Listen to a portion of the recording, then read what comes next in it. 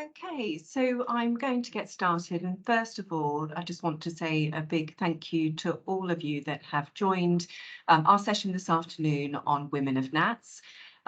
As means of introduction, I just want to start by introducing myself, and obviously I will go on to talk and introduce the panel members. So my name is Helen Fuge, and I'm Head of Talent and HR Services at NATS. And lots of people might sort of ask at that point, well, what does that actually mean? What does that title mean? So to talk through that, my role really centres on attracting and retaining the right talent for NATS.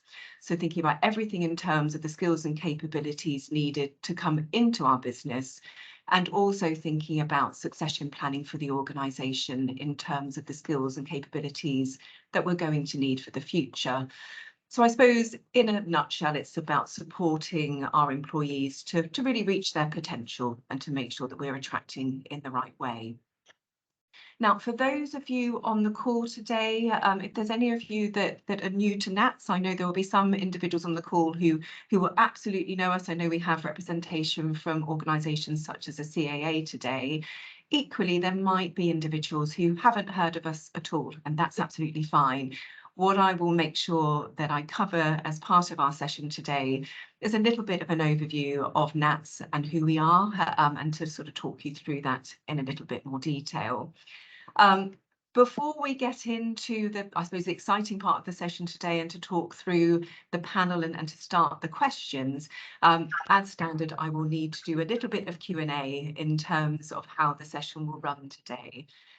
So in terms of participation, there will be the opportunity for you throughout the session this afternoon to absolutely ask us questions. The one thing that we would ask is that you use the Q&A function or the chat functionality, and I will make sure that I monitor that as we go through the session. Please don't feel that you need to wait until the end of the session to ask those questions. We're happy to obviously work those through as we're going through broader Q&A this afternoon. So please do send your questions through. Also, another request, just because of the volume of people on the call, if you could leave your cameras off throughout the call and go on mute, because it just obviously stops any interference as we go throughout the session this afternoon as well. But like I said, please feel free to use the chat functionality. So as I said, one of the most important things really is to cover before we get started who NATS are. Lots of people would describe NATS as the people really who look after the planes in the sky. And that's true for the main part. So a big percentage of our business is air traffic control. So we think about making sure that we have both the capacity of delivering air traffic control, but also a huge component of what we do is the training of air traffic controllers. And the air traffic controllers either sit in one of our two control centres. So we have a control centre down here on the south coast at Swanwick, and then also a control centre in Prestwick in Scotland. And then we also have physically located air traffic controllers in control towers. So for those of you obviously who like to jet off on holiday, you will see air traffic controllers from NATS a lot of the time at the airports in the control towers when you're heading off on your holidays. But obviously, it's really important for us to highlight, obviously, in order for the air traffic controllers to be able to do their job effectively, there are a series of other roles within NATS that will enable that functionality to happen. So in terms of other jobs that we have a whole pool of engineers, of managers, and obviously corporate functions as well to make sure that NATS works as an efficient organisation. One of the reasons that we have put on this event today is to really think about the impact that we want to have as an organisation in raising the awareness around STEM skills across the UK. Now, obviously, a lot of us will be aware that actually STEM-based organisations really do struggle to attract a fair representation of females. And currently we do a big amount of outreach as an organisation in the community, going to schools, going to colleges and universities, to really highlight the careers within STEM. And actually, we are really delighted to say that as an organisation, we are starting to move back into more of a business as usual state with that, especially following the pandemic, where obviously we did have some major constraints because we weren't able to deliver that, and we had to move to more of a virtual approach. Also, as an organisation, this week we have launched a STEM Ambassador Toolkit for staff within NATS. So again, really trying to encourage how we raise awareness about STEM skills, obviously out in the community. Also, as NATS, we believe that increasing diversity is vital for several reasons, not because it is not only because it's the right thing to do, but also we want to expand our pool of talent and really make sure that our organisation is reflective of society. But in order for us to evolve and to really think about our diversity, we need to think about how we attract, and we really need to showcase the talent that we have here as an organisation and get really our female demographic within NATS far more front and centre about what we do, and them sharing their stories in terms of their experiences in terms of being a member of staff within NATS. Which brings me on to obviously the session today. So you will see on your screen, we have Lisa, Kimberly, Eloise and Nikki, who have all kindly joined us today to talk through their experiences and also to give some insight in terms of their roles here at NATS. So I will pause there. You've heard enough from me for the time being. And what I'd like to do is to go to our panel members to first of all do an introduction to themselves and their roles at NATS. Nikki, can I please come to you first? Hi everyone, I'm Nikki and I'm a Group Engineering Manager at Farnborough Airport. I joined NATS 16 years ago and I joined as a trainee air traffic controller, but that didn't quite work out for me. I was fortunate enough, however, to be able to fall back on my previous life in aeronautical engineering and then to rejoin NATS in an engineering capacity. So I've worked at both our Swanwick and Prestwick en route centres in our outstations team, and I'm currently working at Farnborough Airport supporting our team of engineers and air traffic controllers there. Great, Nikki, thank you. And we will hear more from Nikki throughout the session this afternoon. And I think what's really inspiring with Nikki is actually when we talk through the change as a career path as part of that experience within NATS as well. So thank you, Nikki. Eloise. Hi everyone, I'm Eloise and I'm currently a direct entry graduate for project management at NATS. So I'm part of the first early careers cohort since the pre-COVID, and I'm about 6 months into my role now, so very new in the 2-year graduate programme. So I'm currently working under the technical sustainment and surveillance programme, but I'm specifically involved in the facilities management of our Swanwick and Whiteley centres, and we'll soon be moving over to another programme area, which will be looking at replacing our ageing systems and introducing new tools and concepts to future-proof our service. And before NATS, I studied law at Sussex University, so to say I made a change in my career path is quite a huge understatement.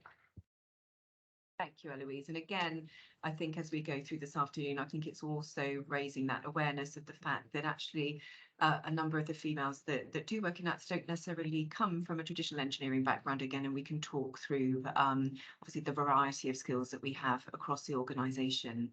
Lisa, if I could come to you next. Yep. Hello, everyone. I'm Lisa. I'm an employee communications advisor, so I sit in the corporate communications area of the business. But I focus specifically on the operations part, so our controllers and all of the direct functions that go around that.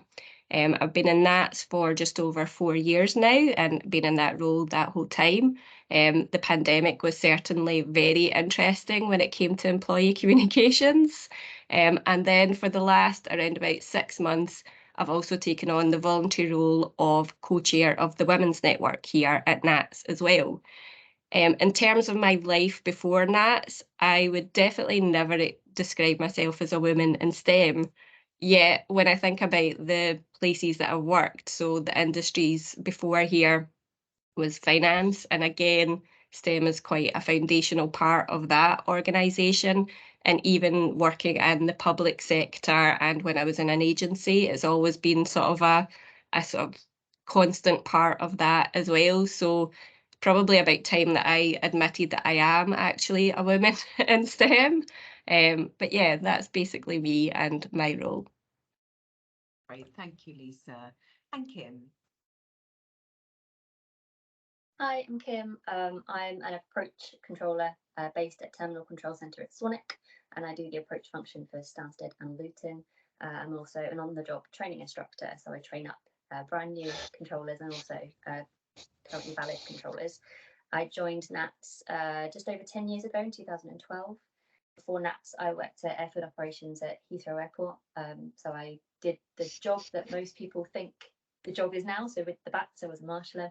And way back in the day, I got A levels in biology, chemistry, and maths, and I did a pharmacology degree. So, like Eloise, it was a big sidestep from medicine and pharmacology into aviation. Right, Kim, thank you. So as I said, what we will do is we'll walk through a series of questions, obviously, to the panel, but if I can please invite you all as attendees, as you have questions and anything you can think of as we go through the session this afternoon, then please do pop them in the question and answer in the chat, and we will keep an eye on that as we go through. So please don't wait until the end to do that. We're happy, obviously, to take those questions as we go through. Nikki, could I start with you from a question perspective this afternoon? I suppose I'm really intrigued to understand what inspired you, first of all, to become interested in air traffic control and also NATS as a company. So I think, like a lot of younger teenagers, I started reviewing the options I was going to take for my GCSEs, and that obviously leads into thinking about your future career and what you might like to do, which is often a daunting thing to consider at that age. And I started looking at sort of things that I might be interested in. I actually had a bit of a passion for paleontology, so I was planning on going into that. But then I learned about air traffic control and what controllers did, and I was absolutely captivated by the fact you had somebody on the ground talking to somebody in a commercial airliner or another aircraft, flying at such incredible heights and maintaining that communication. And that really got me quite fascinated into how does this whole world work. And so I started researching sort of air traffic control, and at the time, air traffic was under CAA before it all became part of NATS a bit later down the line. So it was really just being captivated by what air traffic control was and the functionality of it that got me interested in it, and therefore obviously interested in NATS as well. Perfect. Thank you, Nikki. And you also shared with us your choice of taking an engineering degree. And I suppose I'm quite intrigued with that in terms of, again, your decision to take that degree, but I suppose also linked to that, what was your experience like as a female undertaking a engineering degree, and actually were you a minority as part of that cohort? So just talk me through how that was. Yeah, sure, Helen, thanks. So I started looking at engineering qualifications. Initially, I was planning on going to university to do something like mechanical engineering. But through looking at universities, I couldn't quite get on board with the course and it wasn't quite doing it for me. So then I got interested in aeronautical engineering, obviously combining my love of aviation and my love of fixing things as well. And I actually attended Northbrook College at Shoreham Airport to do aeronautical engineering. And at the time, the college had 400 students, 2 of which were female, and one of those was me. So there was quite a minority in our training. I think college, because of the subject, aeronautical engineering, it's not an easy one anyway. So college was definitely hard, but it was so much fun, and I had such a good group of students around me who I still maintain contact with to this day. So for me, Northbrook College was an extremely positive experience, and I look back on it with much fondness. Thank you, Nikki. And Kim, I'm going to come to you, if that's okay, with a very similar question. Again, what inspired you to want to become a controller? I kind of stumbled across it. So my whole educational career had been geared towards medicine. I wanted to be a doctor. And part of that, coming towards the end of my A levels, I applied to the RAF for a bursary. So they would fund my degree and I'd give them a level of service afterwards. I failed the interview spectacularly. But as part of the recruitment process, you have to do the standard aptitude tests. Everyone who applies does these standard aptitude tests. And they told me afterwards that my aptitude for air traffic control was really high and that I should look into it. I had no idea what air traffic control was. I'd never heard of it before. I was 18 years old. So I went away and had a look, and it was something that was interesting to me, but I was still very much focused on medicine. So it was always, I went and did a pharmacology degree after my A-levels. And it was while I was working my way through my degree as a healthcare support worker in a local hospital that I realised I didn't want to do medicine. At some point, I'd fallen out of love with it. It wasn't something I wanted to do, and I was a bit lost. So my dad actually recommended that I went and just got a job at a local airport to get some money. And that's when I fell in love with aviation. And that's when I went, okay, air traffic might be something that I really want to do. And the more I was around aircraft, the more it was airside, the more I listened to the radios, I just fell in love with it. So then it was all geared towards becoming an air traffic controller. It took me 3 attempts to get into NATS. Okay, I think, right. yeah, 3 is the maximum. I applied first when I was 18, blindsided by it, had no idea the kind of recruitment process it would be. Obviously, if anyone's looked at recruitment or going into being recruited by NATS, it is intense, necessarily so, but intense. And as an 18-year-old, I was clueless. And I applied twice more, got it on my 3rd attempt. And here I am, and I love it. It's my dream job. That's a really great example, Kim, of that perseverance and actually that aspiration, obviously, to want to follow that career path. And actually, I think that's really inspiring, especially to a number of females who perhaps who are considering this or even considering becoming an air traffic controller as a career move. Actually, I think recognizing, like you said, it's not a case maybe of giving up at the first hurdle, and sort of having that persistence to want to continue in terms of that dream. With that in mind, what would you say to any girl or woman who are really looking to pursue a career in this area? Do it. Absolutely do it. I was 27 when I joined NATS, which to some people may seem quite old. And that's obviously 10 years ago. If I'd have tried or joined NATS at 18, would I be the person I am today? I don't think so. I think my life experience and my lived experience has definitely helped me become the controller that I am today. NATS as an employer is great. I love my job. My job is a lot of fun. I pinch myself pretty much every day going, how am I doing this job? It's so amazing. And there is no one size fits all for being a controller. I think that's the important thing. If you don't see yourself represented as a controller, that doesn't mean that it's not for you. There is no one controller who has the same likes, has the same educational background. I know people who left straight out of school, and they're some of the best controllers that I know. You've then got myself, who has an aviation career behind me and a science degree. You don't know until you try. We don't know what makes a controller be able to control. Ultimately, we have no idea what it is that means that you can do the job. Absolutely. And I think, again, Kim, a really valid point there in terms of the fact that actually, when we're thinking about not just careers in air traffic control within NATS, actually what we're trying to do as an organisation is really inspire people to want to come and work with us as an organisation. But that could be at various points of your own life cycle, really, in terms of whether that is when you're leaving school, you're leaving university, or a later career move or a career change. So I think that's one thing that it would be really great for people on the call today to take away with them, is that we want to be seen really as an employer for choice, regardless of where you're at in terms of that career journey. Thank you, Kim. Lisa, I'm going to come to you next, because obviously your background is quite different, and obviously we've talked very much about those sort of technical roles so far. And you were really open about the fact that obviously you're in that corporate function area, but have clearly sort of aligned yourself to STEM businesses over the years. What is it like as an employee representing corporate functions from a STEM perspective, and aviation itself? Had you always had an interest in that? Well, I feel like this is not the answer I should give, but it's the truth is no, I wasn't always interested in aviation. So I guess quite similarly to Kim, I sort of stumbled on the job at NATS. I always predominantly and still do see myself as a marketing and communications professional.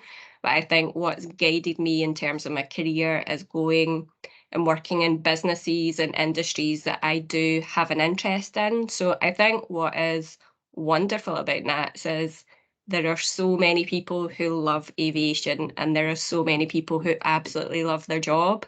I think probably a higher proportion in NATS than any other job that I've worked in.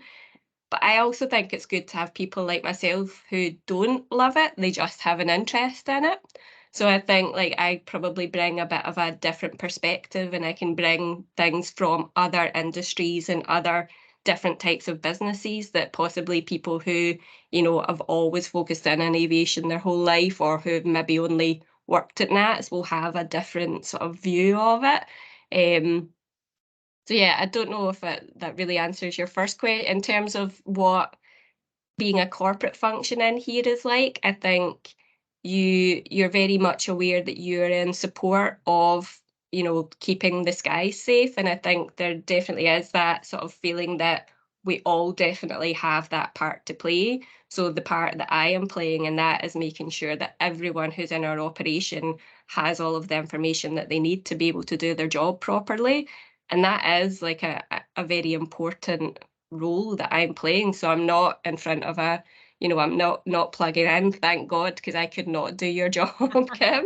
I'm not doing that, but I am making sure that Kim and our colleagues know about any changes that are coming in, either imminently or further down the line. I'm also making them aware of things that are going on more broadly in the business as well, that they may or may not be interested in, but will ultimately have an impact on their role.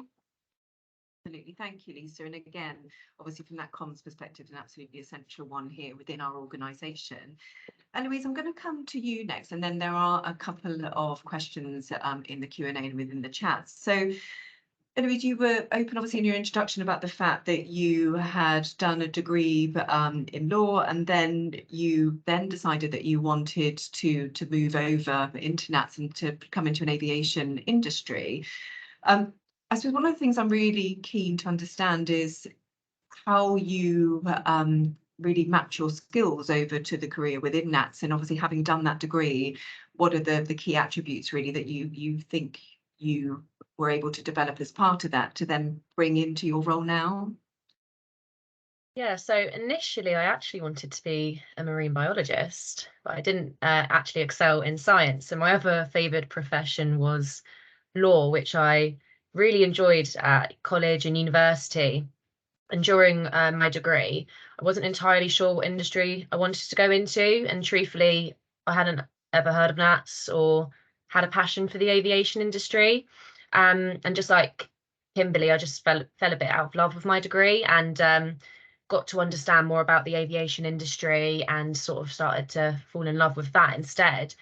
So when I completed my degree, and it came to considering whether I wanted to continue to do a legal practice course, I just considered sort of my strengths, my likes, my dislikes throughout my course. So that led me to spark curiosity in project management, as it was the best ways for me to use my skills as being a leader and an organizer, and something I find quite fulfilling in all of the jobs that I had whilst I was studying.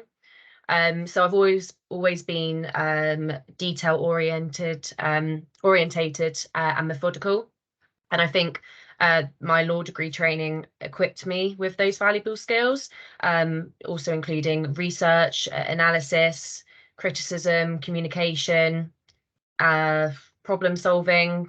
I mean, the list is endless, and they're highly transferable skills in all kinds of professions, and specifically in project management. And I think the main thing that drew me to it was the opportunity to work on challenging, complex projects and sort of use my skills to guide teams. And I find it quite rewarding, even in my short time in the company, just to see a project come together and then know that I played a role in that. Especially in the aviation industry, there are some really, really interesting projects going on.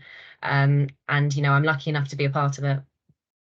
Thank you, Eloise. And actually, we do have one question for you in the question and answers from Denise Percy, who works with us here at NATS. Denise says, Eloise, I remember when you came along to one of the NATS Future Mind days, and we'll talk about those a little bit later.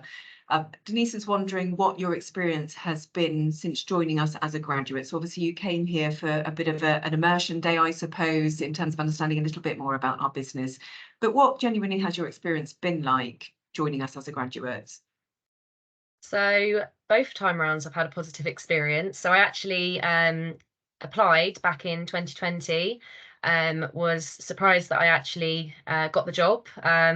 Was about to start, and then COVID came along and took it away from me.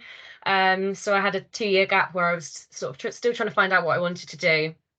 But they contacted me again in the December of 2021 and let me know I could come back, and I was over the moon, said yes in a heartbeat.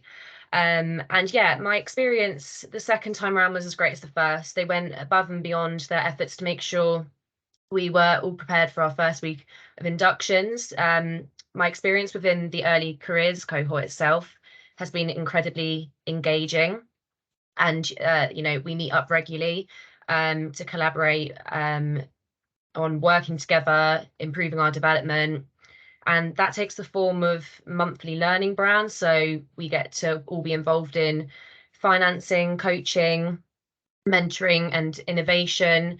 And we also get regular opportunities to make a difference and contribute more to the company outside of our actual roles. So the most recent thing as part of our graduate program is we've been given the opportunity to come up with fundraising ideas for Airability, which is a charity that offers disabled people the opportunity to experience the thrill of flying, and that's through the provision of adaptive aviation activities, and it really helps them to develop a sense of achievement and confidence. And another opportunity that we've recently been involved in is the UTM, which is the Unified Traffic Management Vision, and that involves all of the future exciting drones delivery solutions and vertical aerospace, which is technically air taxis. And, I'm in project management, but I'm still having that ability to get involved in these types of projects. So it is really interesting. And I feel like the graduate program so far has picked up on what I like and has given me all these amazing opportunities. And they really encourage you to tell them what you want to get out of your placement. And I truly, truly encourage anyone who wants to get into this to make their program their own, because you can shape it to what you want to get out of it, and NATS is so accommodating. Thank you, Eloise, and I'm going to do a shameless plug there as well. So our second campaign for early careers will launch at the end of this week. We do still have opportunities for graduates to join our organisation. So anyone who is interested in joining NATS as a graduate, then please do keep an eye on that.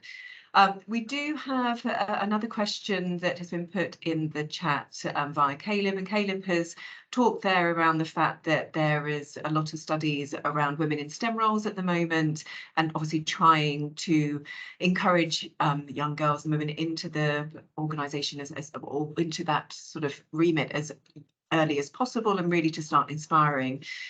Caleb has asked, with this in mind, what are the steps that NATS are taking to drive this? And how are we recording the impact? And I think that's a really good question, Caleb. So it's probably best if I take that from a talent strategy perspective. So I think there's, I suppose, multiple levels to that question. So if I start with STEM outreach, there are a number of initiatives that we do as an organisation. So as I cited earlier on the call this afternoon, as an organisation this week, we launched something called our STEM Ambassador Toolkit, and that enables any employee within NATS to go out and represent STEM skills. As part of that, we've created teaching resources for all key stages, so that we're able to go into schools, colleges and universities to really think about activities that would inspire and to really make it as interactive and as fun as possible.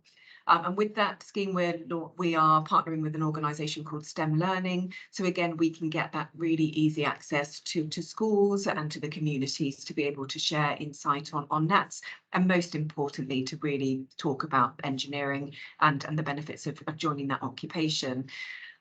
Also, to add to that, we've cited there about Eloise being on our Future Minds programme, which was a female-only initiative that NATS run back in 2018, actually quite a while ago now, because obviously the pandemic did halter in terms of us being able to put another event on. But I'm delighted to say that Future Minds will run again this year. And that is a programme specifically looking at young females who are keen to understand more about careers within STEM. So not NATS specific, this is very much around us raising the awareness around STEM skills, and shortly we'll be launching applications to be part of that programme in terms of Future Minds. More broadly than that, we also have a series of other activities and partnerships. So a good example will be there as we're part of Women in Aviation from a charter perspective. We have partnerships with a variety of different ED&I partners, actually, to really think about our exposure and where we can promote our opportunities, and that includes job boards such as Visida, inclusive companies. So really trying to think about how we can raise aspiration and awareness of NATS and how we can really attract, obviously, a female cohort.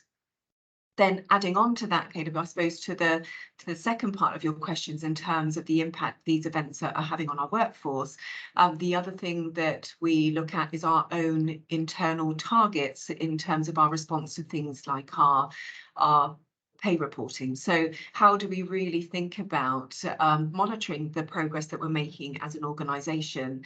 Like many engineering organisations, obviously our representation, we still need to work on ensuring that we can create a more equal split from a demographic, both in terms, obviously, of female representation, also ethnicity representation. So there's an awful lot that we're doing, looking at how we embed inclusive assessment, how we look at unconscious bias and making sure that we're upskilling on that across the organisation, and also really, really setting targets internally to think about how we can respond, both in terms of our attraction, but also in terms of our succession. So hopefully that gives a little bit of insight in terms of our roadmap as an organisation.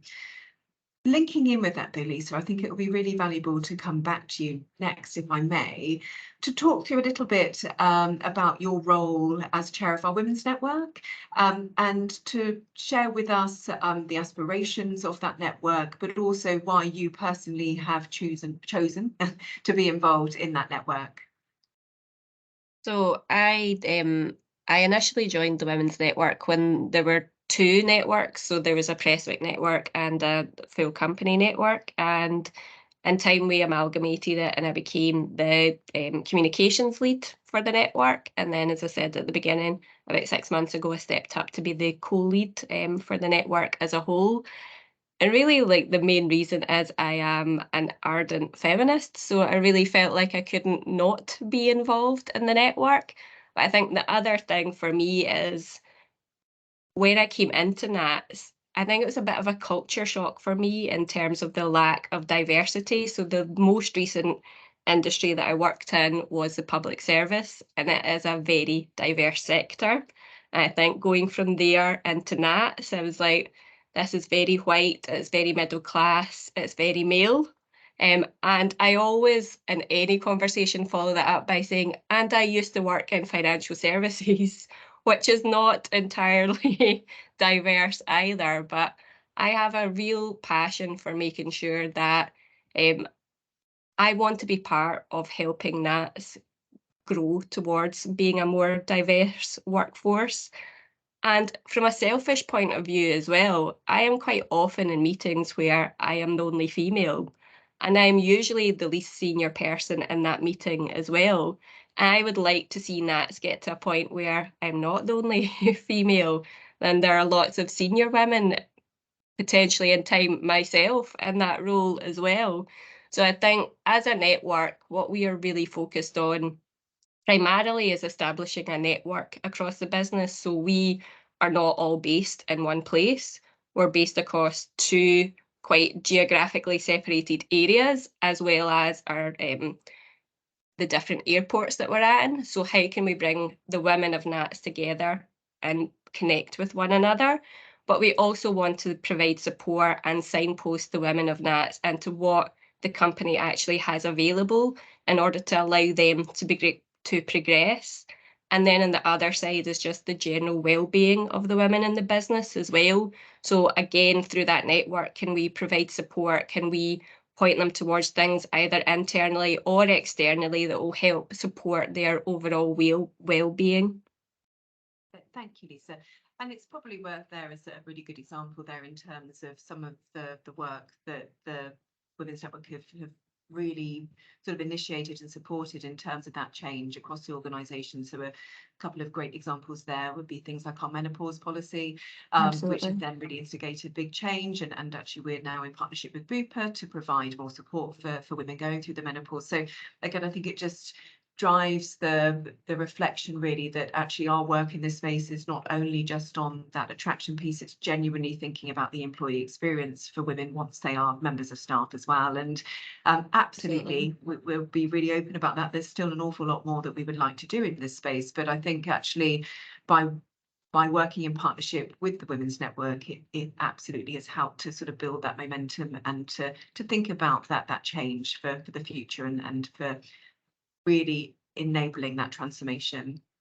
Definitely. And I mean, I'll be honest, even in the small amount of time I've been here, I can already see change happening, which is really positive. And I am quite an impatient person, so I want to be here, and we're not here yet. But it is really heartening to see, you know, like as a network, we work together all the time now, Helen, you know, where there's lots that the network, and not just the women's network, the networks as a whole at NATS are really involved in helping to drive change and helping to take us towards that much more sort of diverse company. Absolutely, Lisa. And again, I think that's a really good thing again to highlight in terms of our stance as an organisation. We want to make our organisation inclusive for all. And obviously, again, in terms of that broader partnership, it's really emphasising the fact that, yes, absolutely, we know that we are an awful term, but we're on a journey with this. We know that, but it's recognising that we want to build upon that change every single year and make sure, like many other organisations, that we are continuing to adapt as obviously society continues to develop itself. Thank you, Lisa. Kim, I'm going to come back to you, and I think this is a question that everyone wants to know. What's the most exciting part of your job? Honestly, air traffic control, we don't like exciting. We want it to be. If it's exciting, it normally means that something's kind of going on. We like it very neat and orderly and kind of controlled. But my job is a lot of fun. And that's what I really like about it. No 2 days, are the same. I get to talk to so many different voices in my ear. I get to talk to general aviation pilots who are coming to transit through my airspace, student pilots, and they come on and they're very nervous, and I want to look after them. I want to mother them and make sure that they're safe. And I think that's the best part of my job, is just the variety that I come in, and it's essentially playing a big video game, but obviously with much higher stakes. But it is just, there's not really another job like it, and that's what I love. And I get to leave my job at work. When I'm done, I'm done. I can't take it home with me.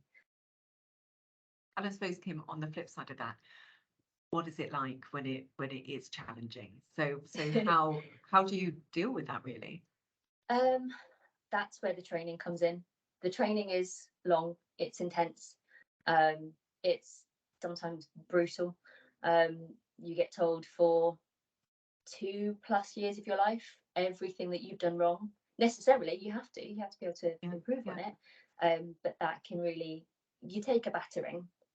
But that's when something is going on, when something is challenging, you fall back on your training. And not only that, the ops room, and I'm sure it's the same for towers and everything, but obviously my experience is the TC ops room, everyone pulls together. Whenever we have something going on, the teamwork and my colleagues are something that inspires me and makes me so proud to be doing the job that we do. We just pull together from the assistants to my fellow controllers to supervisors and managers. Everyone is there. You are not on your own, and that is just the best feeling. And then when you finish it and you come away from the radar and you think about what you've achieved and how everyone worked together, that's the best feeling. And it's something that I always tell people is the team that I work with are incredible. They're just amazing. And on that point, like you said, rightly so, it's important that as you go through that training, that you are aware of any mistakes or anything that you could do better. What would you say to someone wanting to go into that occupation in terms of how you really support your own resilience through that? Because obviously, for a lot of occupations, we go into them wanting to have that constant positive feedback. That's the thing that motivates, and that must be quite a challenge. So, is there any advice you would give in terms of that resilience? You need a support network. You need to realise that you can't do it on your own. You need to be able to say when you need help, whether that's just emotional, whether it's just, do you know what, I've had a rubbish week this week. Can we just go drinking? Can we just go in and bash the training or something and just, Just not before a shift, just to be clear. Not before a shift. Always at the end of a shift. Or whether it's just speaking to your instructors and saying, I'm struggling on this. I'm finding this tricky. That I can't quite grasp it. Can we work on it? And the instruction and the training has always been great. It's brutal, but it's so supportive. And if you say, I need work on this particular element, there are so many ways that can be done. So we have the simulator, where we can simulate a variety of scenarios. We've got part task trainers, which are voice activated or voice recognition. You can do tabletop, you could talk through on a map and throw scenarios at each other. It's all about just not keeping it internalized, because there's every likelihood it would break you. You need to be able to kind of get that out of your system. So when I was going through, resilience was just coming into NATS. We were one of the first group that resilience was even thought of. And one of the things I did was I kept a journal, and I would write a scenario of the day. And on the left-hand side, I wrote 5 things, and it had to be 5 of things that I'd done well. And they couldn't be small things. It couldn't be I turned up today or I remembered my headset. It had to be, my speed control, for example, was really good. So 5 things in the left-hand column. On the right-hand column was 3 things that I would like to work on.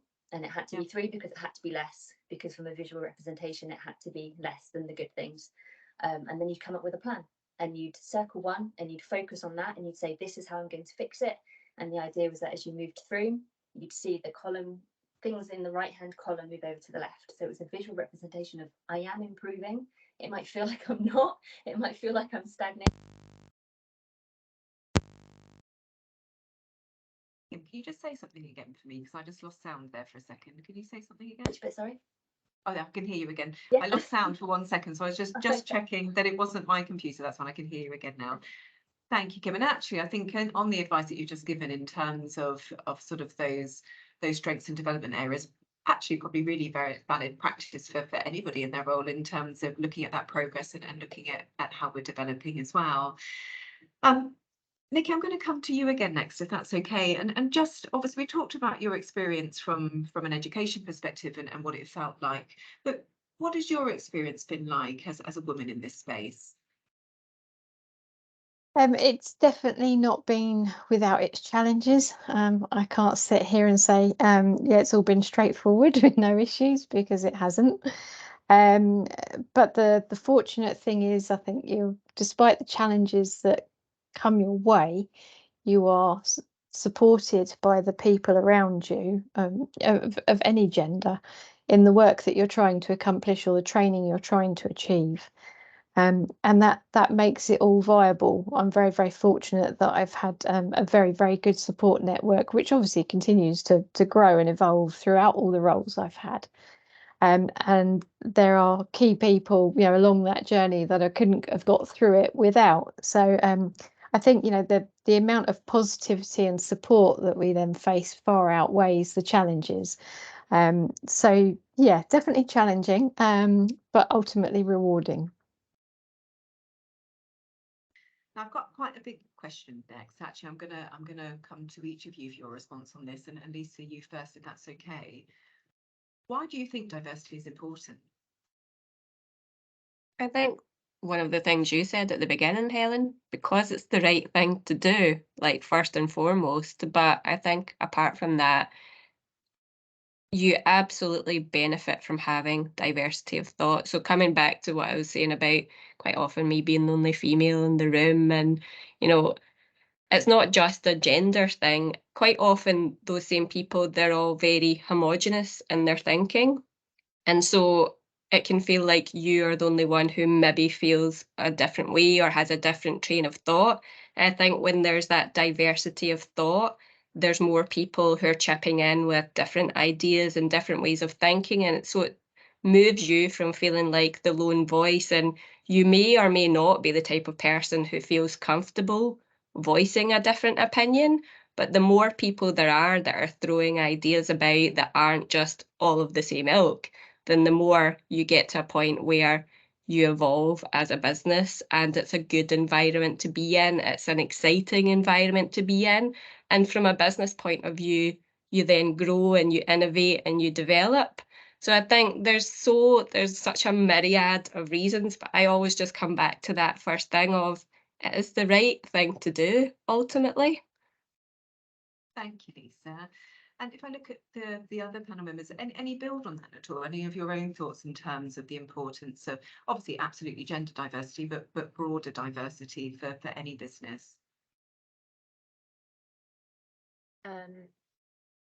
Sort of in respect of talent attraction and retention, you know, the aviation industry is highly competitive, and you know, companies that embrace diversity are much more likely to attract and retain top talent from a wide range of backgrounds. And you know, I believe, and I'm sure we all believe, that you know, can lead to more engaged and motivated workforce, and ultimately brings, you know, innovation and business success.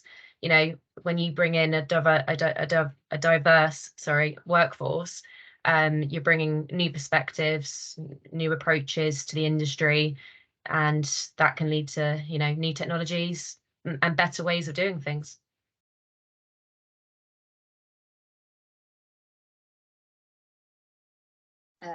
I think that I want little girls to be able to look at the job that they want to do and see themselves represented. I want the environment that I work in to reflect the world that we live in. So mine's more less business minded and more, I don't think anybody should have a limit on what they think they should aim to do. And it's why I'm an ardent feminist as well, and I push about women in air traffic control and women in aviation, and I will talk about it till I'm blue in the face, because I want that little girl at school to go, yeah, I could be an air traffic controller, or I can be a pilot or an engineer. I don't want anything to stop them. That's why it's so important to me. Absolutely. Thanks, Kim. Nikki.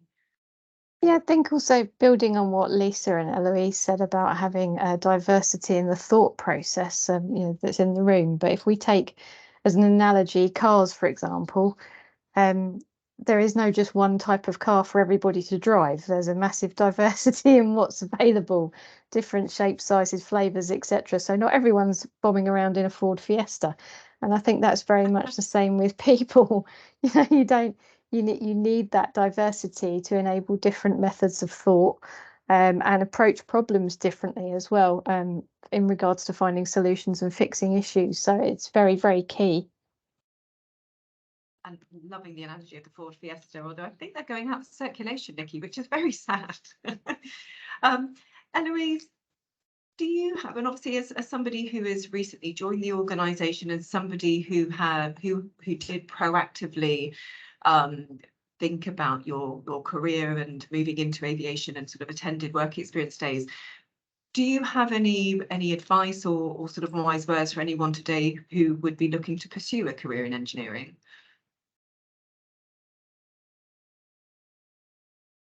Yeah, one thing I would say is don't just focus on I did this subject, so I must do a job in that area. I think, especially for myself and Kimberly, um, you need to think more about what skill does your job bring to many other roles. You can like the contents of the job and not the reality of it, quite like, what I was like at the time. So try and think diversely about the skills you enjoy and the bits that you like, as it could be in a surprisingly similar job. Do your research. I always wanted to be a part of an organization which was unique, different and exciting, and NATS was the job that sounded the most interesting and unique in its operation. And it really is just so fascinating. It's an organization that's rightly made up of people who have a variety of different skills, and it's not just data and numbers and science. So make sure you write a good application, really mean it. And I can't stress enough that NATS want people who are really passionate about their career, and there is no one image. It's extremely diverse, and you can, if you want to do it, you can pursue it. Louise. So really conscious of time. Obviously, we've gone through a lot of questions, and thank you obviously to the panels so far in terms of your responses, and also I think in terms of being so open and transparent as well in terms of those responses. I'm going to pause there for a moment. Obviously, we've had a couple of questions through in terms of the Q&A and in terms of the chat function. For those that are joining us on the call today, do any of you have any specific questions that you would like to open up to the panel as a whole, or to specific individuals on the call today? So let me just pause for a moment, and like I said, feel free to, the Q&A function is new to us today, but feel free to either utilise the Q&A function or the chat. So let me just pause for a moment.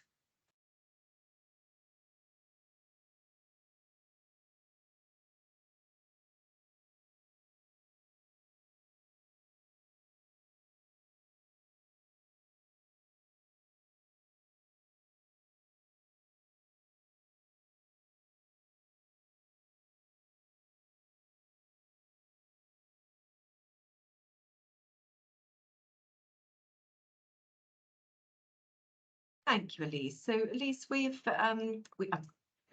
Kim, we've had a question in the chat from Elise that has said basically Elise would be really keen to hear more about your work with charity. Thank you. So I am a trustee for a charity called Aviation in Reach. We were formed last year, and the aim is to improve diversity within the aviation industry through mentoring. So we have mentors from pilots, air traffic controllers and aircraft engineering, both military and civilian. We actually have our first mentoring cohort going live very soon, within the next kind of month. And the aim is to break the barrier that some people find, which is access to information and opportunities. So very often what we're hearing is, I don't know an air traffic controller, so I didn't know who to ask to find out more about it, or I don't have a family friend who's a pilot. I have a vision of what aircraft engineering is, but I have no idea what it actually entails. So what we want to do is pair up these. At the moment, they're mostly young people, but there's no barrier to anybody. We encourage people who are switching careers as well. Pair them up with an experienced mentor so that they can ask these questions and find these opportunities and progress on their journey into a career in aviation. So at the moment, we're focusing on pilots, air traffic controllers and engineers. Thank you, Kim. And another question that has appeared in the chat is around interest in applying for an air traffic controller. Are there any dates? So I'm delighted to say that we will shortly be reopening applications for air traffic control. We are looking to relaunch that in the spring. So anybody on the call today who is interested in pursuing air traffic control as an occupation, I would invite you first to connect with us via our expressions of interest page currently on nats.aero. And then also if you could keep an eye on our vacancies page, because we will be launching soon in terms of air traffic control opportunities. And then one final question, which I think is a really good one before we close out for the session today. Paul has asked, what can men best do to support women both inside NATS and to encourage women into STEM? And I think that's a really, really good question, Paul. I've got my own views on that, but let me go to the panel first in terms of what role you feel men can do in terms of that allyship. I think for me, Paul, it's being real. Oh, sorry, you go, Kimberly, you go. I was just going to say, I think it's about being genuine, true allies for women. So if you are in a room and you know that there's only one woman there and she's not getting an opportunity to speak, then bring her in the conversation. Or if you see her being cut off by other people, then make sure that she has the opportunity to come back in.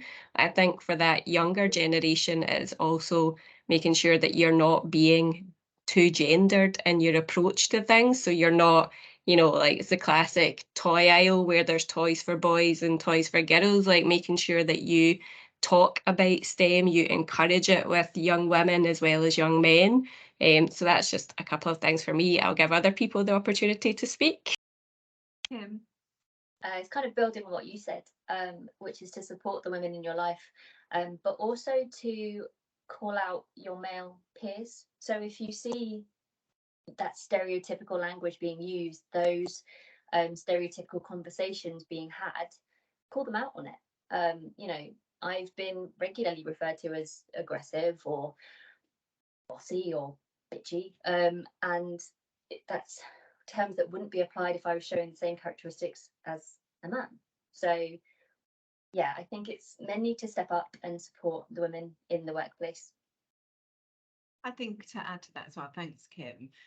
Paul, I think there's also some other elements there in terms of how male allies internally can also support us in terms of promoting opportunities, in terms of working with groups, in terms of sort of female specific programs that we're running, policies that we're launching, so that actually those that are speaking about females coming into NATS, it's not just females.